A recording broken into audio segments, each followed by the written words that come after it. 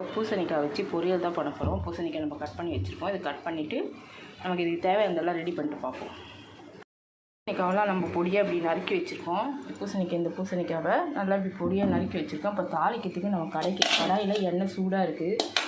இப்போ நான் என்னென்ன வச்சுருக்கேன் பார்த்தீங்கன்னா, கடலைப்பருப்பு, அப்புறம் கொஞ்சமாக கருவேப்பிலை, அப்புறம் பச்சை மிளகாய் 3 போடணும். நான் இப்போ 1 தான் கீறி வச்சுருக்கேன், இன்னொன்று போட்டுருவேன்.